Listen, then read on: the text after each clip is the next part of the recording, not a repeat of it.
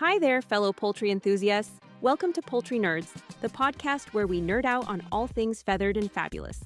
Whether you're a backyard chicken keeper, a farmer looking to optimize your flock's health, or simply a curious bird lover, you're in the right place. Join Jennifer of Bryant's Roost and Carrie of Show Pro Farm Supply, the hosts and fellow poultry nerds. Ready to dive into the wild world of chickens, quail, ducks, and everything in between? Each week, we bring you expert advice, fascinating interviews, and poultry tales that ruffle a few feathers. All served up with a side of humor and a pinch of nerdiness and a few rabbit holes. Let's fly into this next episode. So, I hear that you have received some questions that we need to answer today. Yeah, and I figured since we're going to do an episode called 10 Things You Don't Want to Mess Up when you're dealing with chicks, since, everybody's dealing with chicks because it's chick season and breeding season and all that good stuff. So the other day, I was on my way to or from a consultation, and I get this text message from a friend of mine that I hadn't talked to in quite a while. We used to work at the same school, and I transferred to a different one. Says, so this afternoon, we're driving home from Dollywood, and we just got 4 chickens at the beginning of this week. And so we're listening to a podcast about taking care of chickens. I said, this voice is so familiar. This really sounds like Carrie. I go to looking, and I'm like, sure enough, it is your podcast for beginners raising chickens, a.k.a. us. So I need a favor. And we went on and we had a conversation. And so she comes up. I'm like, hey, look, I would love to be able to answer some of the hoop troops. She's on Instagram as Hooper Troops because she's got a basketball team at home. And so she wanted to know some questions because they're looking at coops for these chicks as they grow up and everything else.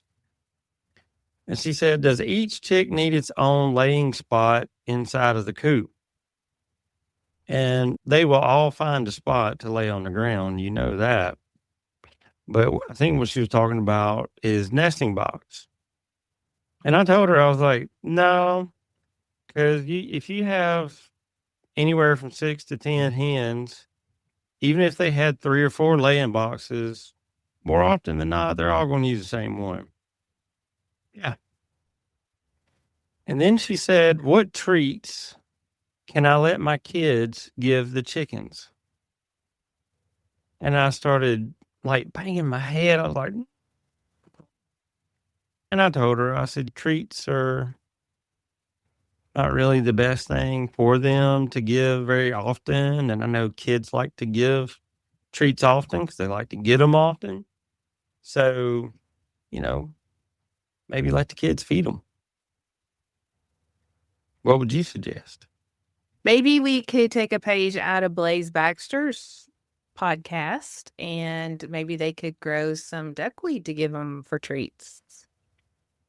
Now, that would be a good idea. That would be something that's natural. And somebody gives them thyme. I was going to say herbs, oregano, thyme. Yeah, anything like that. That's good for their immune system and all that stuff. That would work. Strawberry tops. Yeah. Marigold leaves. Yeah. I think everybody goes towards the mealworms and stuff, but those are pretty high in calcium and proteins and fat. I think I was going to say mealworms are like protein, fat, and calcium. And nothing else. Groats, oat groats. They would probably like those. Mine do. Yeah. Sprouts. My buttons like alfalfa sprouts. Yeah, and that's something you can make fodder. That'd be another project that kids would probably like, is to get one of those greenhouse starter kits that you can set in a windowsill or something. Put that in there. take it outside, give it to them. I'd be healthy. I have this envisionment of a chia pet. It just trim the hair on the. Remember when we were kids? We had chia pets. Do they still have them? I don't know if those still exist. I'm gonna look on Amazon and see, because you know how those things just kept growing and kept growing. Yeah. So if you got you a big chia pet, you could put it in with your chicks. They would wear that thing out big time. And then you just take it out and smear some more of the stuff on it and water it and let it grow again and put it in with the next batch of chicks. It was just herbs, wasn't it? Like parsley or something? That was beyond 2 days ago. So I don't know. I can't remember. But yeah, I mean, you could just grow anything like that. And you can still to this day buy chia pet seeds. And they're really cheap, actually. Really? You just had to go to Amazon and look. They fully grow in 1 to 2 weeks. And they're chia seed packs. Maybe chia is a plant. Is chia a plant and I don't know about it? No, chia seeds is a plant. Like, people go to the store and buy chia seeds to eat because of their nutritional value. So yeah, I don't eat that healthy. Yeah, me neither. I have a monster in Zaxby, so that's not exactly healthy. But it's breeding season. I live on protein shakes. But I thought that was really good. The next question she had is, at what age do they no longer need the heater? And I told her that's not really an age thing. It's more of a bird specific and climate thing. Because if they're fully feathered and not in a windy, like somewhere to block all the wind, as long as it's over 40 degrees, they're good. And I say that, and people are like, oh, it's 70 degrees during the day. That's not what I'm talking about. If you're going to put them outside right now, make sure it's over 40 degrees at night and make sure they can get in somewhere with some kind of bedding that is out of the wind. But I wouldn't cut it off cold turkey too much. I have. And another one was, I see supplements for the water. Do I need those? And, you know, that's a personal thing. Some people don't. Me personally, I'm going to say no, because I have actually taken multiple different kinds of Vitamin Pro, chick, all kinds of chick powders, the electro, this, and all that kind of stuff that comes in a powder form, and put it just in plain Jane generic bottle of water. I'll take a few drinks, put some in there, and shake it like a salt shaker for a while, and then just set it down.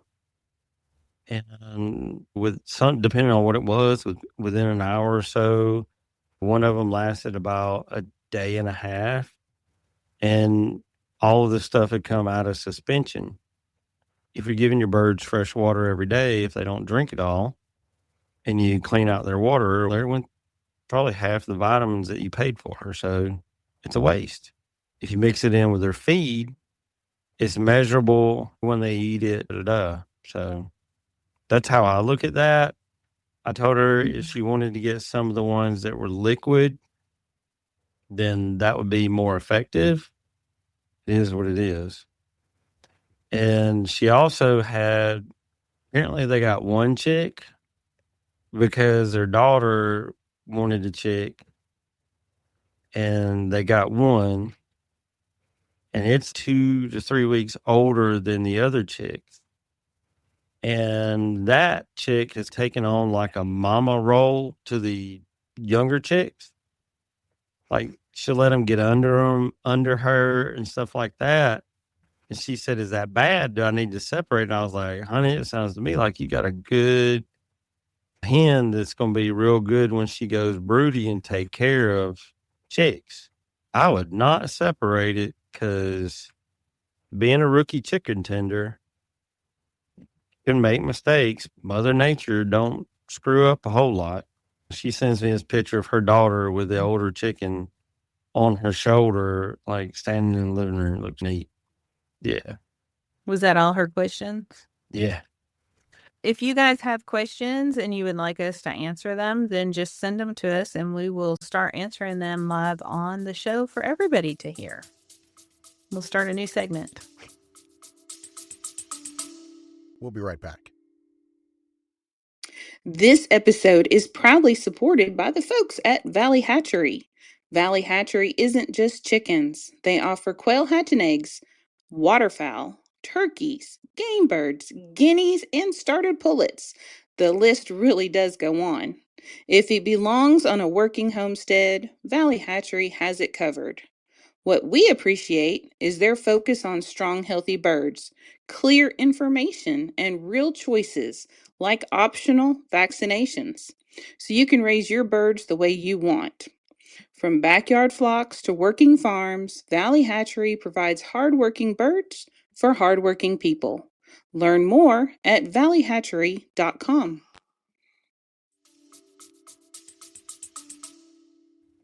Yeah, that's a good thing. Just give us questions and we'll answer them, and you listen and find it, because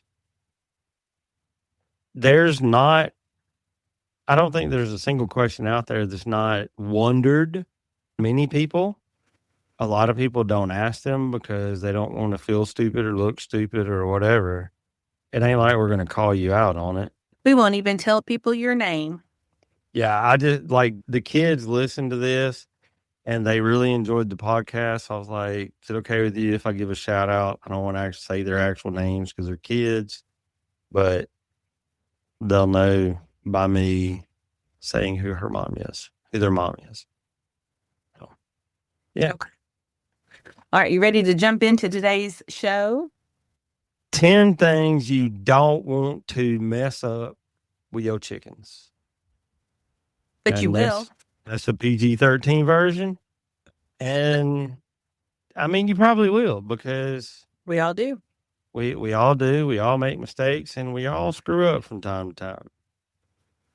All right. So, mistake number 1, impulse buying. Go to the feed store. They're chirping.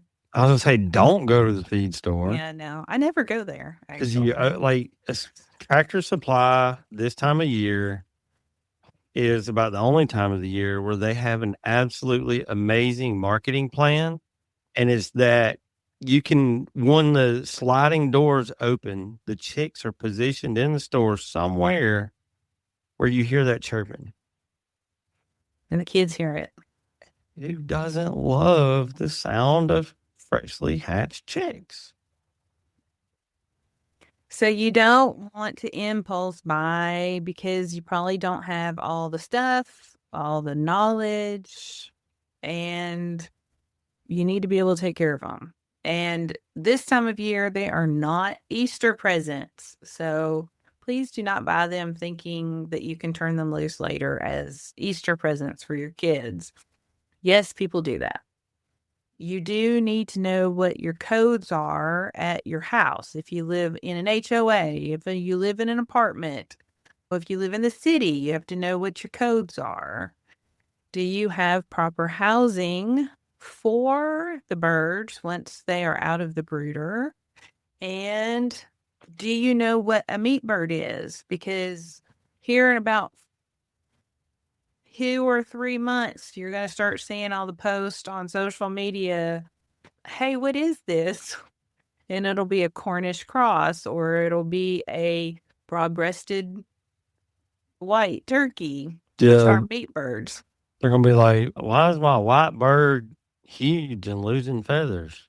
See this picture right here? These are meat birds. So if you go, don't buy the yellow fluffy ones. If you're going to impulse buy, stay away from them. And once again, I'm not knocking Tractor Supply because we like Tractor Supply. Jennifer knows the people that pretty high up in the company.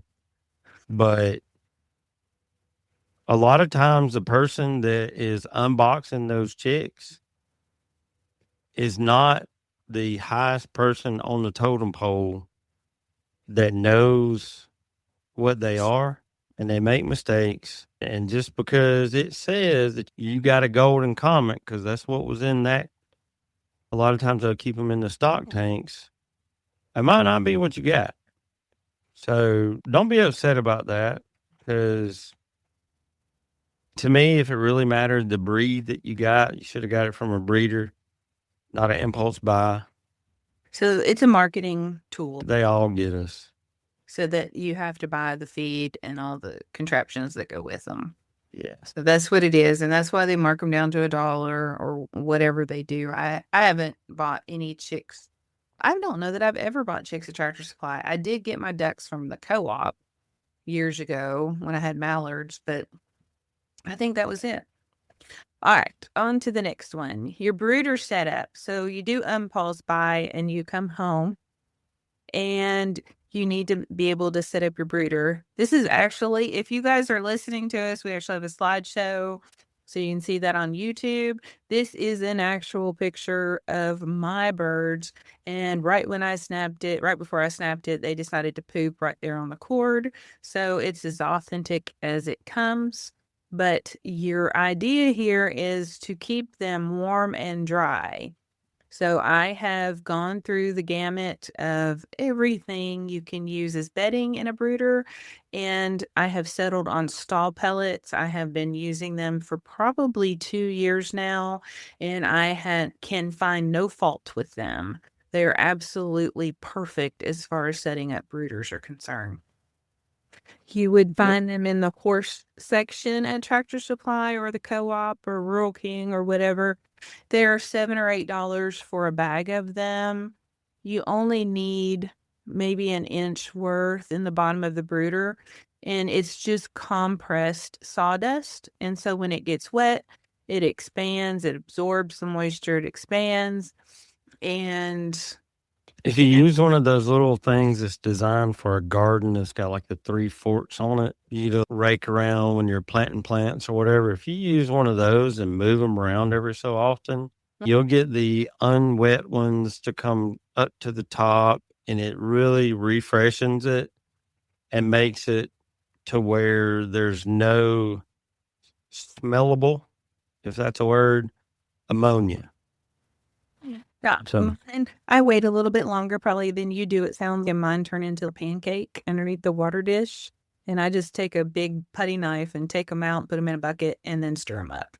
So you never actually have to change them. Of course, mine only stay in there for a couple weeks, but you don't change them so much as you stir it up. I was going to say, I don't change mine at all. You just stir it up. They're going to be in there 2 to 3 weeks, whether it's quail or chickens. You just stir it up to keep it fresh, or let it turn into a cake. Either way, you're not really going to have an issue. And if you're using storage tubs like she and I both use for a lot of it, literally those things, you can take them to the compost pile when you're done, flip them upside down, set it on the pile, give it the old pick it up, and you're done. Yep. Hit it with a hose pipe, spray it with some sanitizer. Your brooder's clean and ready for more. Yeah, exactly. The other thing I want you to notice in this picture is the brooder plate. You'll notice that it is crooked, and I do that on purpose. The brooder plate is meant to touch them like a mother hen would, so they can go underneath of it to hide, to get warm. It heats them by touch. There seems to be some misconceptions about brooder plates. You cannot put them outside on the cold dirt. It will not work that way. You can't put them on cold concrete. It doesn't work like that. It has to be in a reasonably temperate room out of a draft, and only needs to be heating the birds by touching them. And by tilting it like this, then the bird can decide, Do I how want to warm get it wants to be. way up in there where it's dark and get cozy or not? I will say this, guys. Jennifer does things backwards because this brooder plate, in my opinion, is incorrectly installed. The power cord should be at the back because now it's going to hang in front along everything else and it's going to get tons of poop on it. And yes, I wash my brooder plates off and get the poop off power cords because it drives me nuts. And I have to put them in the back. But yeah, Okay, so get really upset then because not only is my power cord coming out the front, it is then fished through the feeder and comes out through the feeder and plugs into the surge protector. but hey, you know what? You hatch out thousands every week. So what works, works. Yep. I ain't saying it's wrong. I'm just saying, in my opinion, I feel like the power cord should be at the back or at least up against one of the walls. Then I couldn't fish it through the feeder. Okay, so now we got your bird set up. Now let's talk about when you put them outside, when they're finally due outside. If that's a Delaware, I don't know. This is a stock picture. This isn't my birds. This, because I don't have any I was going to say Tractor Supply coops, but we won't say that. We'll say pre-built kit I was going to coops. say this is like a baby pre-built coop Yes. that is available. One of the most popular places that you can get these for a few $100 is there, but you can order them from Amazon or 50 million other places. So if it says 4 to 8 chickens, I would lean towards 4 to 8 bantam silky type things. I wouldn't try to put one of ours in there. Yeah, if it says 4 to 8, that means like 4 Rhode Island Reds, 2, maybe 3 10-pound Orpingtons. You could get closer to that 6 or 8 mark with a silky or some small game fowl that are like 4.5, 5 pounds, bantam. Now, if you want to hit that 8 number, you can put some moderns in there. You'd probably put 12 moderns in there. Now, if this was just for sleeping, it would be okay. But we're talking about if you were going to keep them in there 24/7. No, this is not big enough for 4 to 8 birds. But if they're just going in there to go to bed, then I think that would be fine. Good luck getting them in there. But you need to decide how you're going to coop them, how much space that you have. And once you add water and feed in there, that takes up floor space of another chicken. So make sure that you size your coop according to how many chickens you get, because chicken math is real and you'll have to temper yourself and buy the appropriate sized housing for them. Yeah, if you measure the number of chickens you have more accurately by the amount of feed that you go through on a monthly basis and not by actual number, that pen would be too small. Yeah. Okay, predator protection. This is going to vary depending on where you live. I personally don't have a predator issue because I have dogs, so mine are fine. But what is pictured here is chicken wire. If you want to buy chicken wire, you might as well just throw the money out the car window, and that would be how much I think it's worth. Okay, so I have actually found a good use for chicken wire. No. Tomato plants? So if you take the cattle feedlot panels and build the walls of your chicken pen out of that, or build the walls of your chicken pen out of 2x4 wire, and then you go back with a hog ring and put this onto that, it will keep the little chicks from going out. And the 2x4 wire or the cattle feedlot panels should be big enough to keep whatever predator out. Oh, But gotcha. that stuff by itself, the only thing it's good for is to wad it up and sell it for scrap. Yep. So basically, chicken wire is to hold chickens. They're the only things that can't seem to go through it. And it holds them really still so that other things can get in there and eat them. And so don't buy chicken wire. What you want is hardware cloth. Yeah. So the difference when you look at them is chicken wire is like an octagon, and you can actually cut it with a pair of Temu scissors. Hardware cloth. Done that before. Hardware cloth is little squares. Typically, you're going to see 1/2 inch hardware cloth. And you'll know that you have the right stuff after you've used the cutters on it for about 10 minutes and you're cussing hardware cloth. Then you know that you have the right stuff. Yeah. Yeah. And your hands are chewed up and you wish that it was never invented. Now, I will say this. I found this magical tool that was pointed out to me by a friend of mine that you put a drill battery on it and it snips and it looks like a drill, and you just run it right up through it and it cuts it like a scissor cutting Christmas wrapper paper. It's amazing. Yep. I love those things. So if you're going to use a lot of hardware cloth, like more than one roll, that thing is, it's about $25 and it goes in your drill. And if you're going to use more than 3 rolls, you need to buy a staple gun. Yeah, and an air stapler or battery stapler is really handy when you're trying to make your own cages. That works really well. And hog rings, that works really good for mending the wire and all kinds of stuff like that. All right, so animals are prone to dig in to places.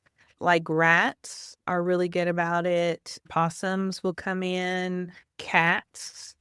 Just you have to know what your predators are. And if you are not sure what your predators are, maybe ask your neighbors, ask in a local group, or put out a camera at night and just see what's wandering around in your yard at night. You might be shocked, actually.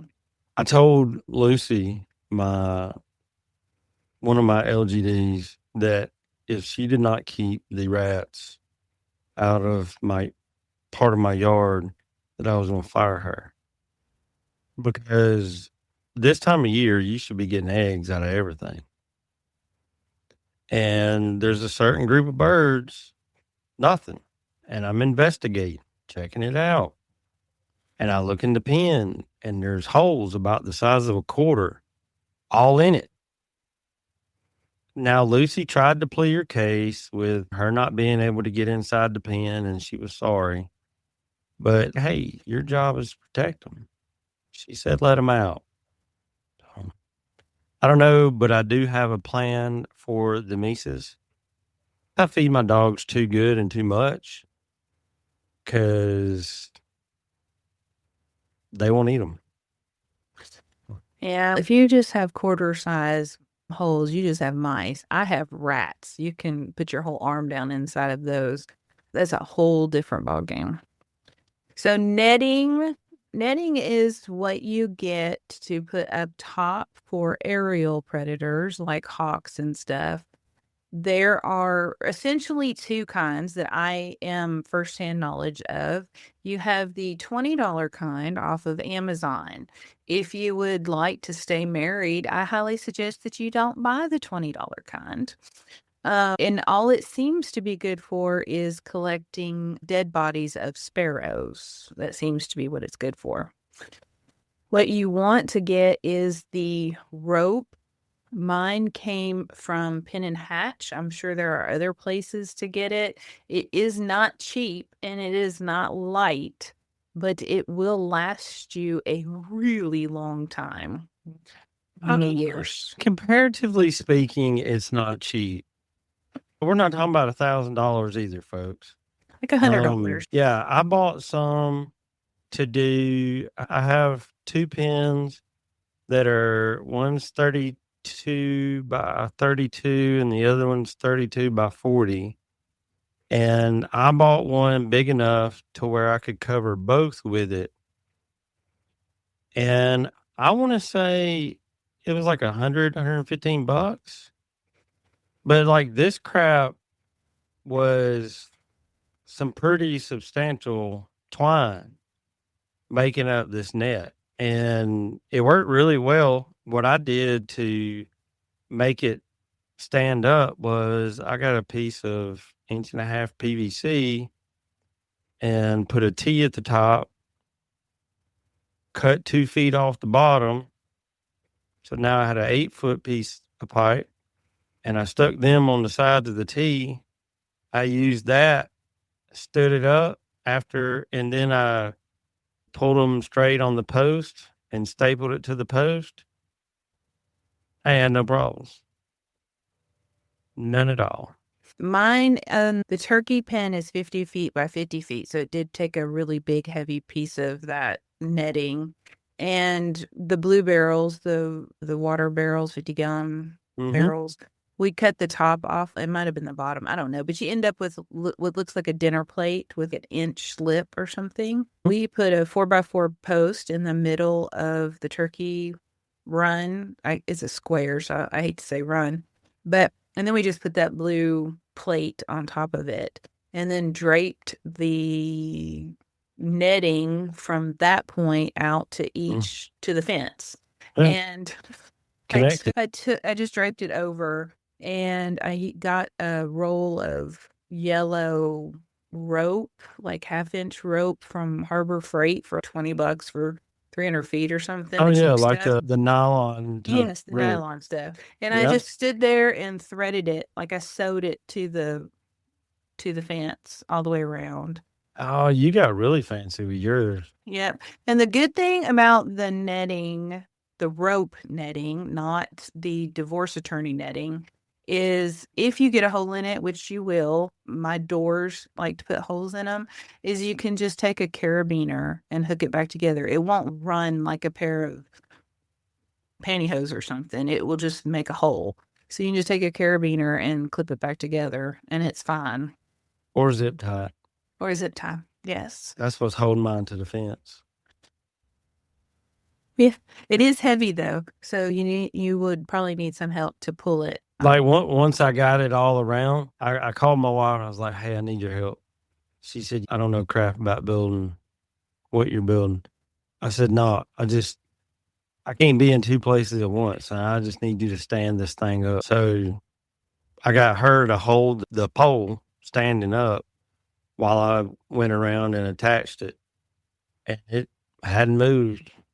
Wind hadn't blowed it down. I didn't put the pipe in the ground. Friction's the only thing holding it in place. You can do a lot of stuff with zip ties and carabiners. Yes. All right, next step is getting the wrong feed. It, for whatever reason, and I do not know where this started, and I would like to slap somebody, is why people think they need to move to a layer feed at 16 weeks. Do you have any idea where that started? Because somebody thinks that all chickens start laying at 16 weeks. Yeah, I've never owned that chicken. Me neither. But what you need to do is wait until you actually see those little white butt nuggets in where the chickens are before you give them layer feed. So I know you're layer feed when they actually lay. Yeah. So I know you're the nutrition guy, but my simplistic way of doing this is you give them starter when they're starting, growing, or developer when they're growing, and layer in when they're laying, and all flock for the rest of the time. Holy cow. So you start them with starter concepts. And while they're growing, you give them a grower. And while they're developing, you give them a developer. And then laying, you give them a layer. Okay. That's cool. When they stop laying and they go like to molting or in the winter or whatever, I switch them off to an all flock. That makes sense. Oh, okay, good. I'm just verifying with you. This farm crap is not that hard. It's It's almost not. like Now, there are some YouTube personalities that want you to think that it's hard, but I've met a lot of farmers in my life, and I met a lot of modern day farmers. And I'm going to tell you right now, a rocket scientist is something you do not have to be one. Otherwise, some of them would be pretty screwed. So keep it simple.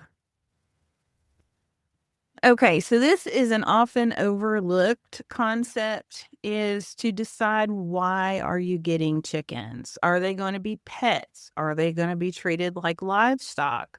Are you just getting them to eat bugs? Show birds would be another reason. You have to decide for yourself why you're getting them. And there's an important step here, and we're going to talk about in the next slide, but you have to decide this at this point. And also your level of maintenance. So if you're just getting bug control, that would probably be the lowest maintenance. And if you're going to do birds for show, that would be the highest maintenance. Those are the ones you give a bath, blow dry their feathers, give them hugs. And the livestock would be because we're getting them because we're going to eat them. We're going to eat the eggs. They have a purpose. They have to earn their keep on the property. That doesn't mean you mistreat them. It just means that they have a purpose.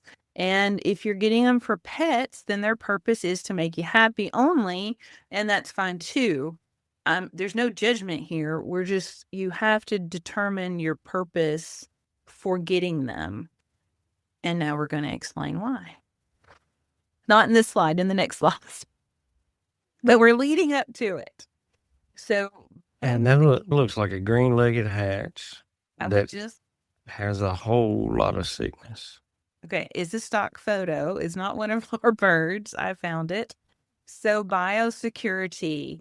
Now, when you go to get your birds, if you go to auctions, swaps, buy birds from your neighbor, there's a good chance that you are bringing in sickness and also all the medications that they may have given those birds at the same time. I know a lady up north, and it's probably been 3 years ago now. She had gotten Morans from me when I was raising Morans, and she was doing so well, and she went to her local auction and brought home pigeons. And she brought home I know. How do you go from Morans to pigeons? It was an impulse buy.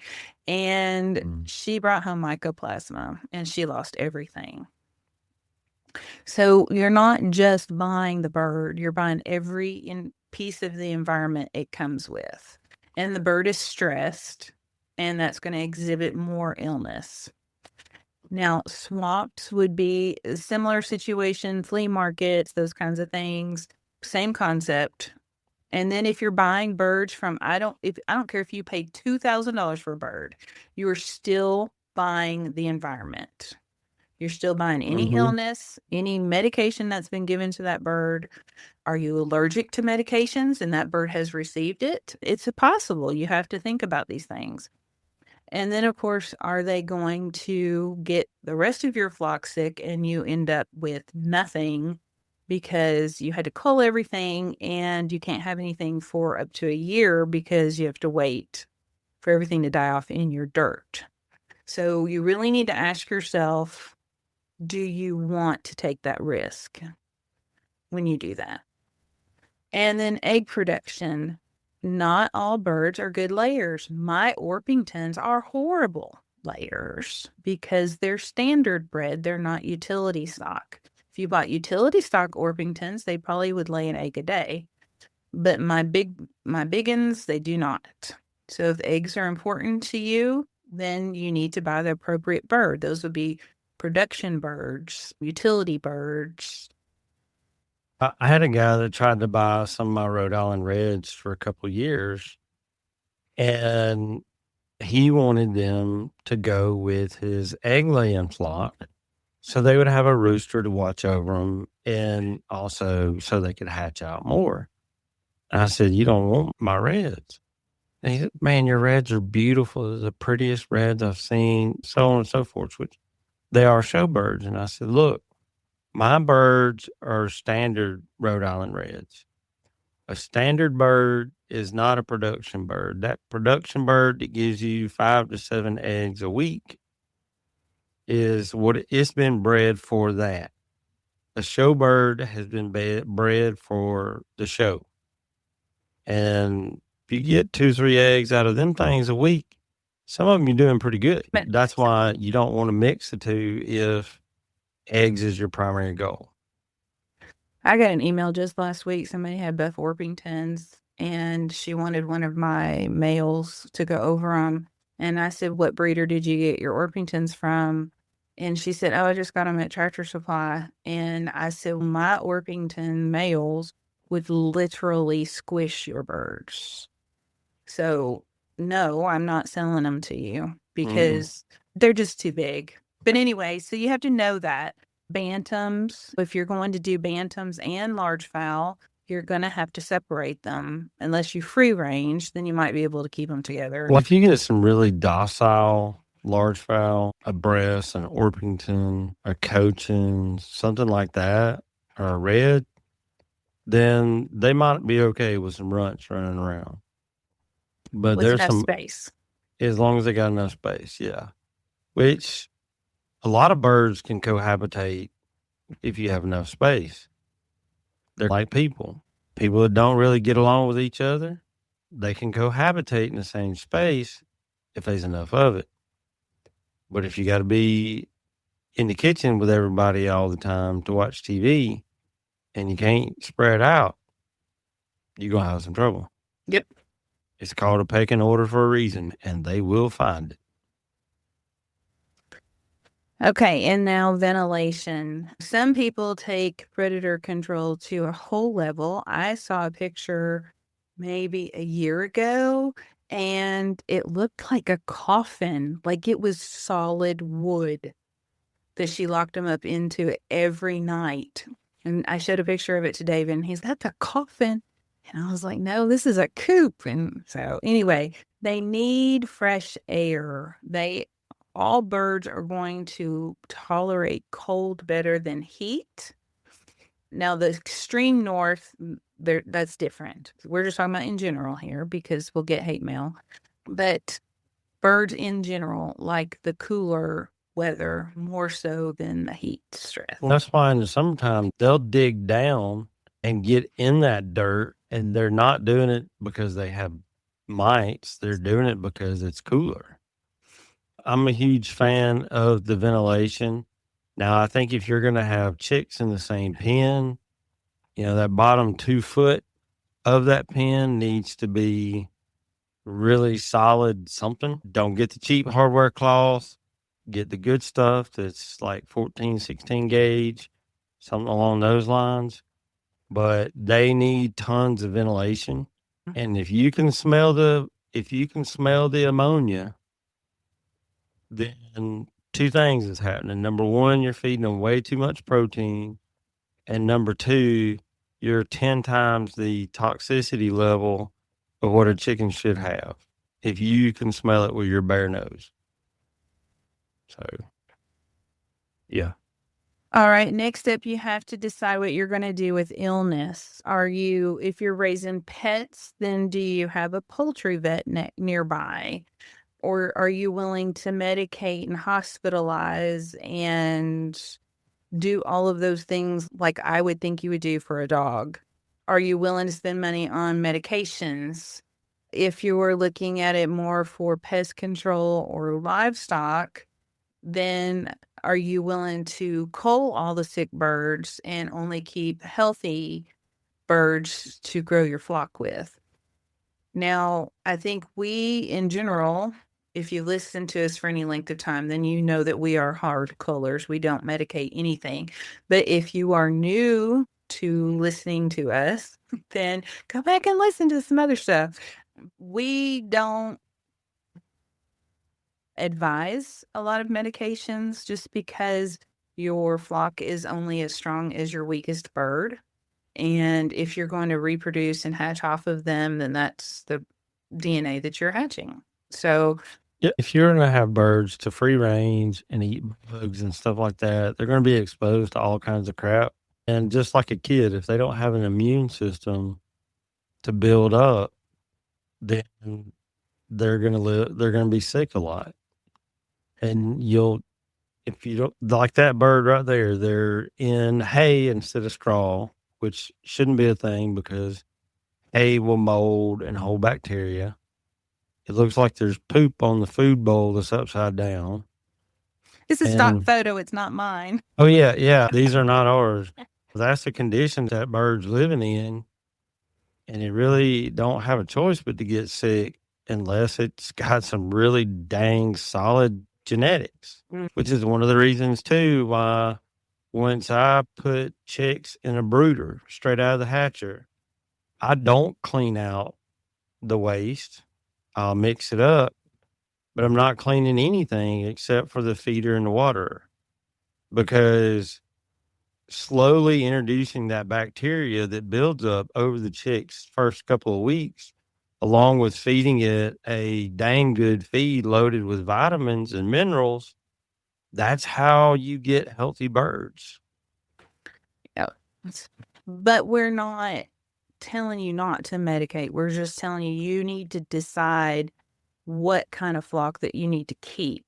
So if you're keeping pets and you're wanting to go to the vet and give medications, then you need to prepare yourself for that, because birds get sick, birds die. And if you're doing livestock or meat and eggs, then you have to learn how to cull and process. So again, this show is about 10 mistakes you make at the beginning in planning. All of these things are about planning, essentially.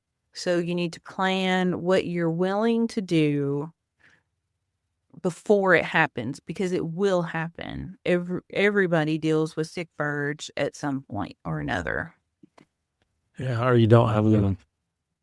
Okay, so all of this was leading into, all of this was questions that you have to answer for yourself, and then go back and decide what breed type of bird is for you. I would, if you're just starting out, just go grab you some barnyard mixes from your friend down the road that hatched too many. Buy local and just get some barnyard mix. Get a feel for it. Don't put a lot of money into them. And see their personalities. Do you like the size of them? Do you wish they were smaller? Do you wish they were bigger? There's pros and cons to every single thing. Big birds, the hawks really don't mess with them. Small birds, they're going to get carried away a lot. Hawks don't like blackbirds either. I don't know why, but maybe they can't see them. Find somebody that will rent you a coop. Yeah. There's a lot of those around. You can rent them for the summer. Beam Farm does that in Oklahoma. And he listens every week. So Beam Farm, there you go. He rents out the coops and 4 hens, I think, for the summer. Yeah, he does the coop, 4 hens, a feeder in the water, and a bag of feed. And so he and I are we're working on getting him some of the small Aluma coops, and he's going to be using those. And he said that, I asked him, I was like, how often do you have to go pick up a coop? And he said, most of the time they buy it and keep the birds and wind up that they want more. He said, sometimes he'll drop them off and he'll get a call a week or 2 later, and the people have decided that chickens are not for them. You could do something like that to find out if it's for you, because yes, everybody loves the sound of a chick. It's hard to resist, but going out and feeding something when it's 10 degrees outside and windy, or when it's 40 degrees outside and rainy, or when it's 110 degrees outside, that thing still depends on you for food and water. So farmers don't really get vacations. Yep. So do a little planning. Go back and make some notes here if you have an impulse bought already, and decide what kind of birds you want to raise. And then if you have more questions, like to narrow it down, then shoot us an email. We'll try to answer it for you. Join some chicken groups on Facebook or wherever you like to be, and do a little education for yourself on which direction you would like to go to. But don't believe everything you hear in that Facebook group. No, please don't. But do send us the most absurd things that you've read today, because we like to talk about that. Yeah, and there's some groups that I would say just go ahead and tag us, but We're kicked out of them. sometimes we get banned from those because we give honest answers, and I don't really sugarcoat a whole lot. But that's just me. I don't like for people to sugarcoat me. My general practitioner doctor, my mom went to him and stopped because she can't stand the guy. I like him. He don't sugarcoat crap. Instead of having to have a 25-minute conversation about your blood pressure, it's like a 2 to 3 minute conversation and you're out the door again. And just a reminder, we do have the Incubation Masterclass at incubationmasterclass.com and on Facebook under the same name to help you with your incubation travels. And I do want to say this. Incubation, if you get an incubator, it's probably as addictive as crack or meth. Because, I mean, it's it's addictive because watching those chicks hatch out is really cool, to the point that some people put cameras inside their hatchers so they can watch it. And to the point that some people order glass doors for their cabinet incubators so they can watch it. It's cool. But when you're first learning, if you're going to buy you a $35 incubator off of Amazon or Temu, don't go ordering a $50 set of eggs. Find somebody local that's got some barnyard mixes that'll let you try to hatch them. Just get some eggs, put them in there and see what happens, and work on getting your craft honed out, because some people will say that those dumb incubators are garbage and you can't hatch worth of crap in them.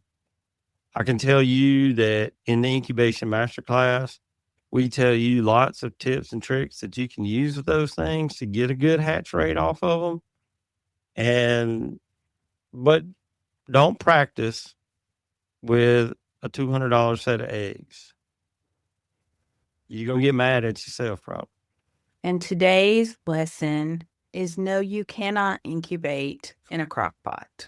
And we're just going to leave that there. We will see y'all in the next episode. Bye. Bye. Thank you for joining us this week. Before you go, be sure to subscribe to our podcast so you can receive new episodes right when they are released. And they're released every week. Feel free to email us at poultrynerds@gmail.com to share your thoughts about the show.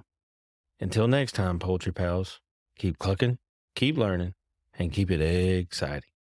This is Carrie signing off from Poultry Nerds. Feathers up, everyone.